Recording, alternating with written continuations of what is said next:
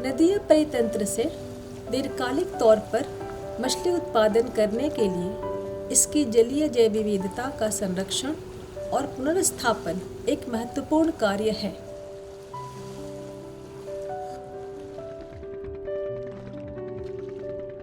गंगा नदी में मछलियों की संख्या वृद्धि करने के लिए नदी के उथले भागों में मछलियों का संरक्षण और पुनर्स्थापन एक उत्कृष्ट पद्धति माना जा रहा है। इससे प्राकृतिक आवास स्थलों में मछलियों की संख्या बढ़ाने और देश में मछली की बढ़ती मांग की आपूर्ति में मदद हो सकती है।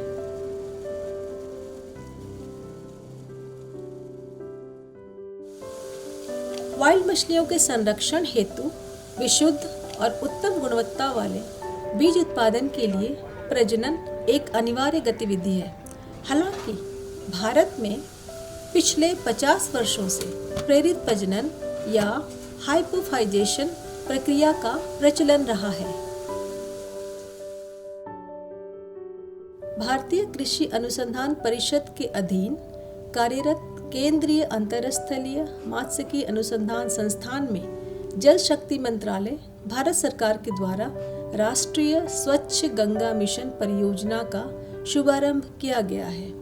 इस मिशन के अंतर्गत गंगा नदी में मत्स्य जैव विविधता के पुनर्स्थापन हेतु वाइल्ड मछलियों के जर्मप्लाज्म का प्रेरित प्रजनन किया जाता है। इसके लिए सबसे पहले इन मछलियों के जर्मप्लाज्म को गंगा नदी के विभिन्न भागों अथवा आसपास के बाढ़कृत आर्द्रभूमि से एकत्र किया जाता है। ये जर्मप्लाज्म पश्चिम बंगाल के बालागढ़ के सुप्रबंधित रूट स्टॉक तालाबों में संग्रहित होते हैं। प्रति वर्ष लगभग 200 किलोग्राम रूट मछलियां एकत्र की जाती हैं और प्रजनन के लिए उनको पाला जाता है।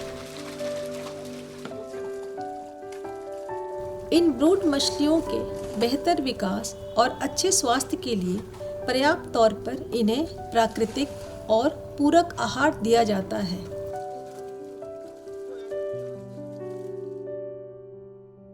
इन पालित मछलियों के जनन विकास तथा प्रजनन, अंडे की गुणवत्ता और सफलतम हैचिंग के लिए इनको लगातार निगरानी में रखा जाता है।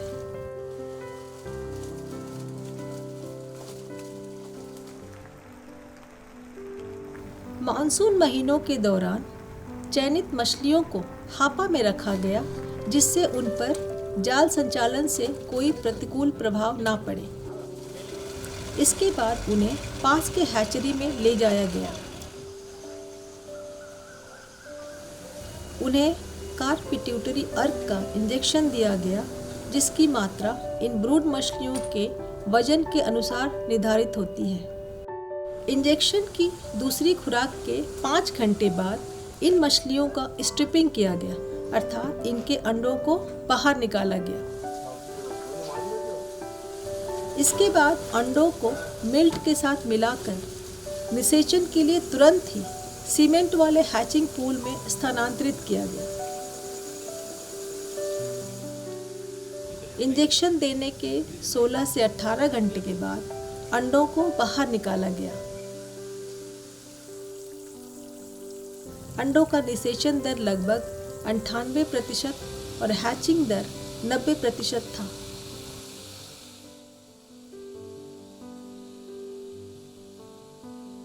आजकल नदियों में मछली का जो उपलब्ध आहिस्ते आहिस्ते घट रहा है। इसी के कारण हम लोग देखते हैं बहुत सारा प्रजाति का मछली गंगा नदी में उपलब्ध नहीं है। अभी तक आप देखे होंगे जो 300 से ज़्यादा मछलियां गंगा नदी में उपलब्ध थे, आज 190 मछली हमारा स्टडी में मिल रहा है। इसी के वजह बहुत सारा कारण हो सकता है। ये मछली का आनुवंशिक प्रजनन करने के लिए हम लोग निरंतर प्रयास कर रहे हैं, जैसे गंगा नदी में मछलियों का उपलब्धि हो सकता है। इसी कारण में भारत सरकार का national mission for clean Ganga project में हम लोग गंगा नदी में मछली का प्रबंध ज़्यादा कैसे हो सकता है, इसीलिए हम लोग गंगा नदी से मछली लेके उसी को प्रजनन कर रहे हैं, जिसके लिए जर्म प्लाज्म डिस्प्लेशन नहीं होगा। इसी कारण से हम लोग गंगा नदी से रोहू, काटला, मृगल, कालबासु मछली लेके हम लोग एक उसको ब्रीडेबल साइज का मछली को हम लोग क्या प्रजनन कर रहे हैं, और उसी से जो बच्चा पैदा होता है उसको नर्सरी रियरिंग करके जब 10 ग्राम 5 से 10 ग्राम मछली हो जाता है उसको हम गंगा नदी में छोड़ रहे हैं। अब तक हम लोग 30 लाख मछली 2 साल में गंगा नदी में छोड़ सकते हैं। इसमें हम लोग देख रहे हैं गंगा नदी में कैसे ये मछली का वंश विस्तार होगा और ये लाइवलीहुड कंडीशन इम्प्रूव करेगा। 3 दिनों की हैचिंग के बाद पोना मछलियों को अच्छे प्रकार से तैयार नर्सरी तालाबों में पहुंचाया गया और उन्हें संचयित किया गया। इसके बाद कई बार जाल चलाया गया, जिससे इन पोना मछलियों के स्वास्थ्य, वृद्धि और उत्तरजीविता की निगरानी उचित प्रकार से किया जा सके। संचयन करने के 7 दिनों के बाद संचयन घनत्व को कम करने के लिए कुछ पोना मछलियों को अन्य नर्सरी तालाबों में स्थानांतरित कर दिया गया। इसके बाद पोषण के लिए इन्हें लगातार 2 दिनों तक दूध पाउडर और अंडे की जर्दी का मिश्रण दिया गया।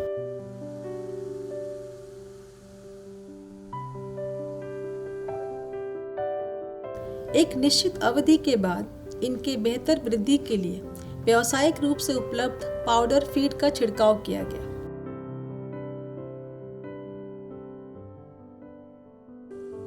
जब तक पोना मछलियां अंगुलिका के आकार की नहीं हो गई, तब तक नर्सरी तालाबों की गुणवत्ता वृद्धि के लिए इनकी सावधानी पूर्वक निगरानी की गई।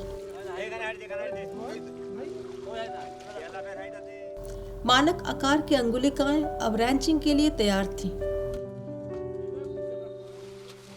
नदी में रैंचिंग न केवल मछली के स्टॉक को बढ़ाता है, बल्कि इससे जेनेटिक पूल को दूषित किए बिना नदी के प्राकृतिक आनुवंशिक संसाधनों का भी संरक्षण होता है।